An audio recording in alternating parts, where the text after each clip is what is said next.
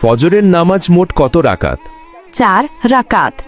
জোহরের নামাজ মোট কত রাকাত? 12 রাকাত।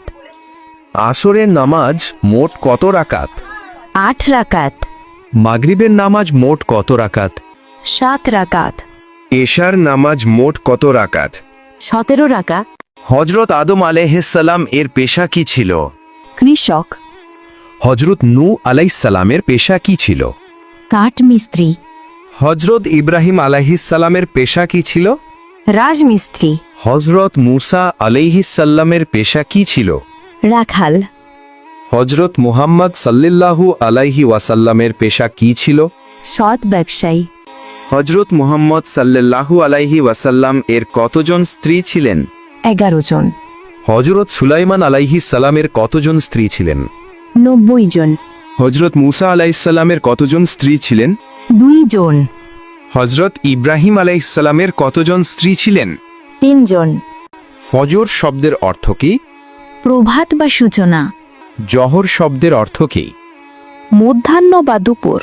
আসর শব্দের অর্থ কি? অপরাহ্ন বা বিকেল। মাগরিব শব্দের অর্থ কি? অস্তাচল। ঈশা শব্দের অর্থ কি?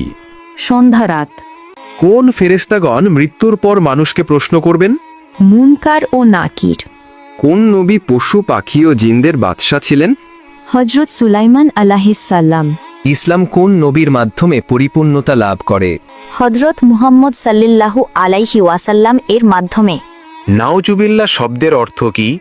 মহান আল্লাহর কাছে আশ্রয় চাই। ইসলাম ধর্মের উৎপত্তি স্থান কোন দেশ? সৌদি আরব। হিন্দু ধর্মের উৎপত্তি স্থান কোন দেশ? ভারত। খ্রিস্টান ধর্মের উৎপত্তি স্থান কোন দেশ? রোম। বৌদ্ধ ধর্মের উৎপত্তি স্থান কোন দেশ? ভারত। ফজর শব্দের অর্থ কি? প্রভাত বা সূচনা। জহর শব্দের অর্থ কি? মধ্যাহ্ন বা দুপুর। আছর শব্দের অর্থ কি? অপরাহ্ন বা বিকেল। মাগরিব শব্দের অর্থ কি? অস্তাচল। ঈশা শব্দের অর্থ কি? সন্ধ্যারাত। আল্লাহ তাআলা মানুষকে সৃষ্টি করেছেন কেন? ইবাদতের জন্য। আল্লাহর সবচেয়ে প্রিয় কাজ কি? নামাজ। পবিত্র কুরআন শরীফকে নাজিল করেছিলেন? আল্লাহ তাআলা। মুসলিমদের নামাজ কয় ওয়াক্ত? 5 ওয়াক্ত।